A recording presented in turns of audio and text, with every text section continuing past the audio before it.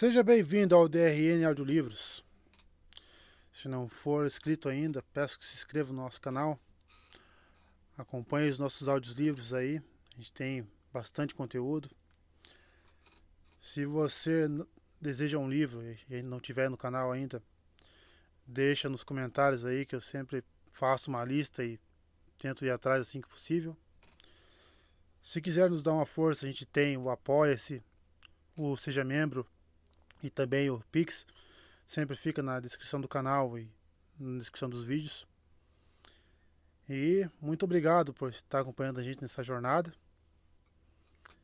E vamos para as nossas leituras. Capítulo 21. O Mundo dos Sonhos. Egwene cruzou, apressada, o corredor mal iluminado, ainda limpando as mãos em uma toalha. Já as lavara 2 vezes, mas ainda as sentia engorduradas. Jamais imaginara que pudesse haver tantas panelas no mundo. E tinha sido dia de assado, por isso baldes de cinzas tiveram de ser removidos dos fornos. E os fogões limpos. E as mesas polidas com areia fina até ficarem brancas. O chão esfregado, com a Egwene ajoelhada no chão. Areia para lixar. Boeré. Havia manchas de cinzas e de gordura em seu vestido branco. Sua cabeça doía e ela queria estar na cama. Mas Verin fora até as cozinhas, supostamente para solicitar uma refeição para levar ao quarto, e chamou-a com um sussurro ao passar. Os aposentos de Verin ficavam acima da biblioteca, em corredores usados apenas por algumas outras irmãs marrons. Havia um ar empoeirado naqueles corredores, como se as mulheres que vivessem ali fossem muito ocupadas para se preocupar em chamar as serviçais para limpar com frequência. As passagens faziam muitas curvas, às vezes com subidas e declives inesperados. Havia pouca tapeçaria. Os tecidos coloridos, que pareciam ser limpos com a mesma frequência que todo o restante, estavam desbotados. Muitos lampiões estavam apagados e a maior parte da ala ficava imersa na escuridão. Egwene pensava ter toda a ala para si, exceto por uma luz que piscava mais adiante, talvez de uma noviça ou uma serviçal em alguma tarefa. Seus sapatos estalavam nos azulejos brancos e pretos, produzindo ecos. Não era um lugar confortável para alguém cujos pensamentos giravam em torno da Haja Negra.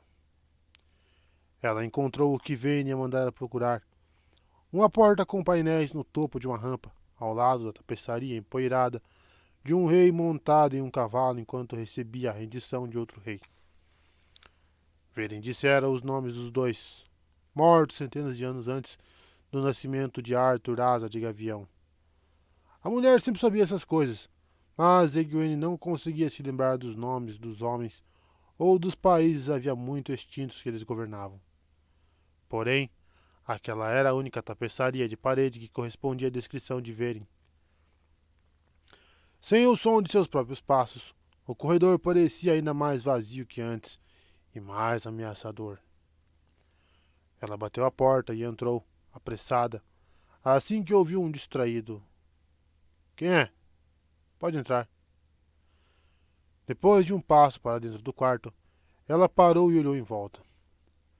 Prateleiras preenchiam as paredes, exceto onde havia uma porta, que de certo levava aos cômodos internos, e nos pontos onde estavam pendurados mapas e gráficos que pareciam retratar o céu noturno. Que sonho! Ela reconheceu os nomes de algumas constelações.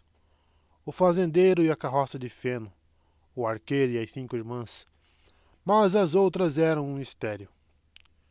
Livros, papéis e rolos de pergaminho cobriam quase todas as superfícies, e todo tipo de objetos estranhos se intercalavam entre as pilhas ou sobre elas. Tinham formatos estranhos, feitos de vidro ou metal, esferas e tubos interligados, e círculos dentro de outros círculos estavam largados em meio a ossos e crânios de todos os tamanhos e formas. O que parecia ser uma coruja marrom empalhada, não muito maior do que a mão de Egwene, estava sobre o que talvez fosse o crânio branco de um lagarto, mas poderia não ser, pois era maior que o braço dela e tinha dentes tortos maiores que seus dedos. Havia candelabros dispostos de forma caótica, o que deixava a iluminação irregular, parecendo a ponto de incendiar alguns papéis. A coruja piscou para ela e Egwene sobressaltou-se. Ah, sim, disse Verin. A mulher estava sentada atrás de uma mesa tão atulhada quanto tudo mais que havia no quarto, segurando com muito cuidado uma folha rasgada. É você? Sim. Ela notou o olhar de esguelho que Egwene lançou à coruja e disse, distraída. Afugenta os ratos. Eles comem papel. Ai. Ela fez um gesto que abrangeu o quarto inteiro. Então lembrou-se da folha que segurava. Fascinante, isso aqui. Rosel de Essan afirmou que mais de 100 páginas sobreviveram à ruptura. E ela devia estar certa. Jask escreveu apenas uns 200 anos depois. Mas, até onde sei, hoje em dia só existe esse pedaço. Talvez apenas esta cópia. Rosel escreveu que elas aguardavam segredos que o mundo não teria condições de encarar, sobre os quais não falaria abertamente. Li esta página 1000 vezes, tentando decifrar o que ela quis dizer. A pequena coruja piscou para Egwene outra vez. Ela tentou não olhar. O que a página diz, Verin Sedai? A mulher piscou, quase como a coruja. O que diz? É uma tradução direta, veja bem, e lê-se quase como um recital de um bardo em alto canto. Escute. Coração das trevas, Baal-Zamon. Nome encoberto por nome, oculto por nome. Segredo sepultado sob segredo escondido por segredo. Traidor da esperança. Isramael trai toda a esperança. A verdade arde e queima. A esperança diante da verdade. Uma mentira é nosso escudo. Quem pode se opor ao coração das trevas? Quem pode enfrentar o traidor da esperança? Alma da sombra ele é. Ela parou com um suspiro. Termina aqui. O que acha? Não sei, respondeu Egwene. Não gostei. Ora, e por que deveria, criança? Gostar ou compreender? Eu estudei por quase 40 anos e também não gosto nem entendo. Verin guardou a folha com cuidado em uma pasta de couro rígida forrada de seda. Depois a jogou com displicência em uma pilha de papéis. Mas você não veio aqui para isso. Ela revirou a mesa, resmungando sozinha, e várias vezes mal conseguiu conter o desabamento de uma pilha de livros ou manuscritos. Enfim, pegou um punhado de folhas escritas em caligrafia fina e ininteligível e presas com um barbante espesso. Tome, criança. Tudo o que se sabe sobre Liandrin e as mulheres que fugiram com ela. Nomes, idades, ajas, locais de nascimento. Tudo que encontrei nos registros, até como se saíram nos estudos. E também tudo o que sabemos sobre os Terangreal que levaram, o que não é muito. A maior parte é apenas de descrições. Não sei se alguma dessas coisas pode ajudar. Não encontrei nada de útil. Talvez uma de nós encontre alguma coisa. Uma súbita onda de desconfiança tomou Egwene de surpresa. Se ela não tiver deixado nada de fora. Amerlin parecia confiar em Verin apenas porque precisava.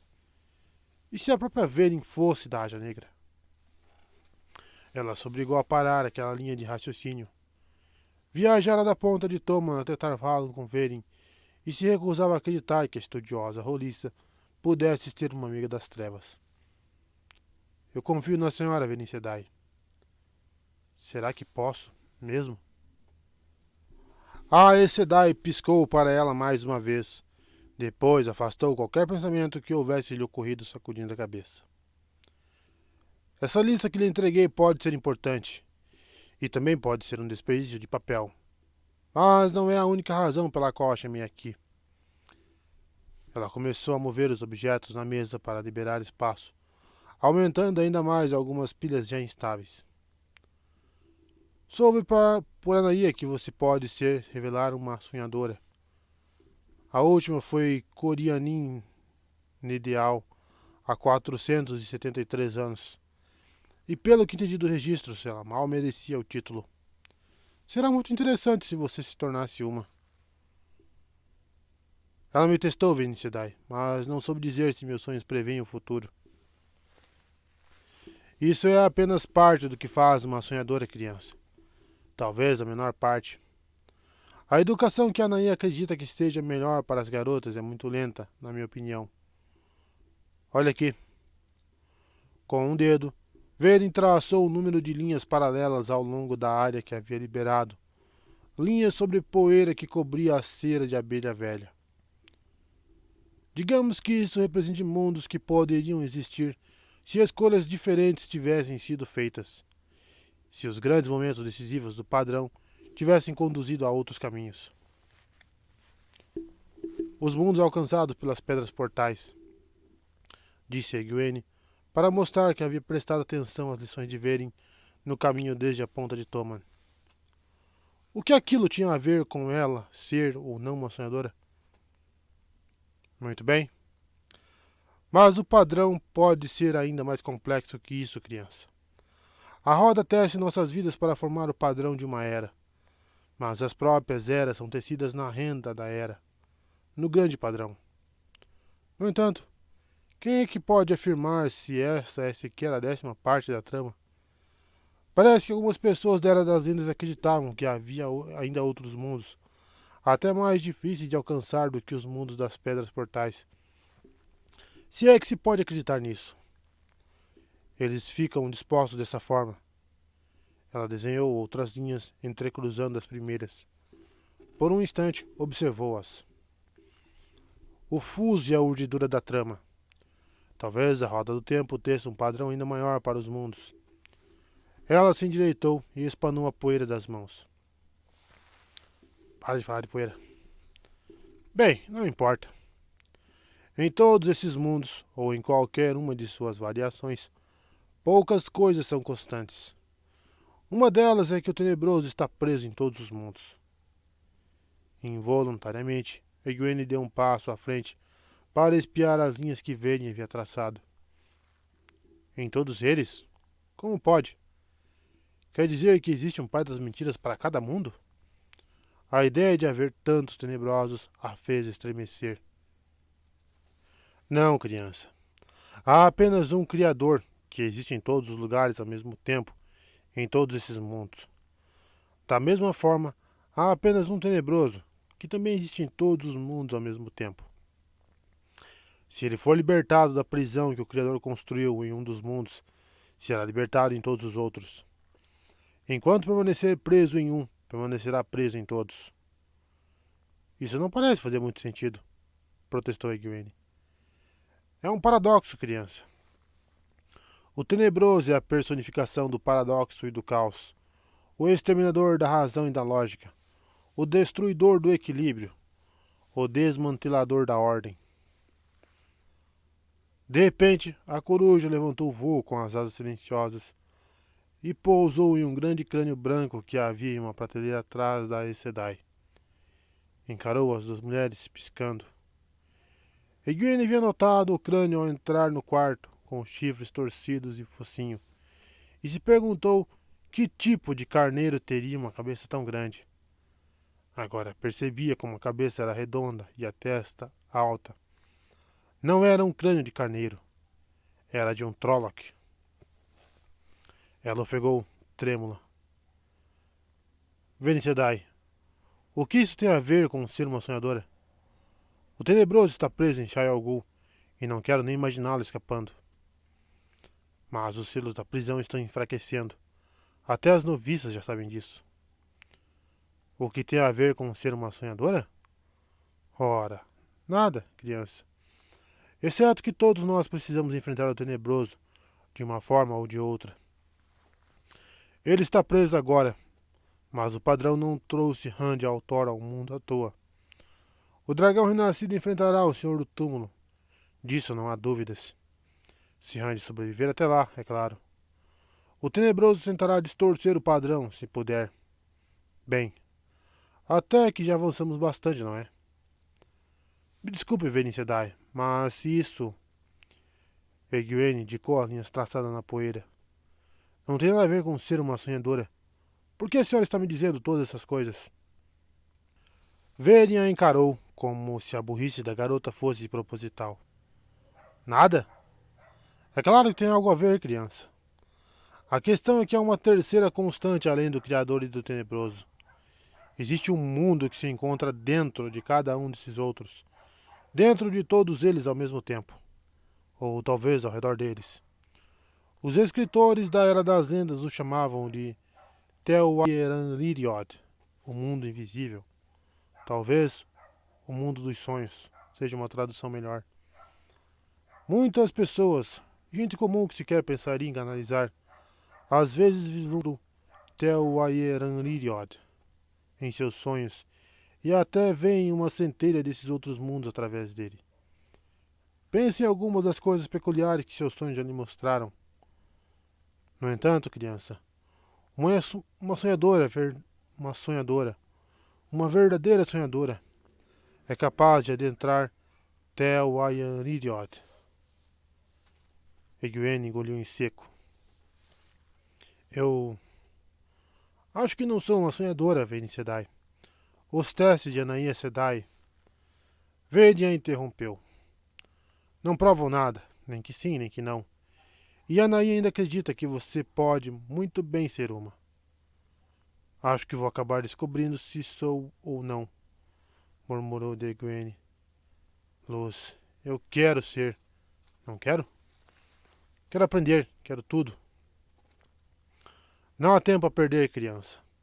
A Amelin confiou uma grande tarefa a você e Ninaeve. Vocês precisam buscar quaisquer ferramentas que sejam capazes de usar. Velen desenterrou uma caixa de madeira vermelha da bagunça na mesa. A caixa era grande o bastante para conter folhas de papel, mas, quando a Aes Sedai abriu a tampa, puxou apenas um anel de pedra entalhada, todo pontilhado e listrado de azul, marrom e vermelho, grande demais para caber em qualquer dedo. Tome, criança. Egwene largou os papéis para pegá-lo e arregalou os olhos, surpresa. O anel sem dúvida parecia de pedra, mas era mais duro que aço e mais pesado que chumbo, e o aro era todo retorcido. Se ela passasse o dedo pela borda, percorreria o anel inteiro dentro e fora, sem deixar de tocá-lo. Parecia que ele era todo feito de uma mesma superfície, de um só lado. Ela passou o dedo por ele 2 vezes, só para se convencer. Corianin Ideal manteve a posse de se ter Angreal por quase toda a vida, explicou Verin. Agora ele será seu. Egwene quase deixou o objeto cair. Um Terangreal? Eu terei um Terangreal? Verin pareceu não ter percebido o choque. Segundo Corianin, ele facilita a passagem para Tel'aran'rhiod. Palavrinha. Ela afirmava que funcionava tanto para os sem talento quanto para as sedais, desde que a pessoa o tocasse durante o sono. Naturalmente, existem riscos. Tel'aran'rhiod não é como outros sonhos. O que acontece por lá é real. Em vez de apenas vislumbrar, você estará de fato presente. Ela puxou a manga do vestido, não de seu antebraço. Eu já tentei uma vez, há alguns anos. A cura de Anaia não funcionou tão bem quanto deveria.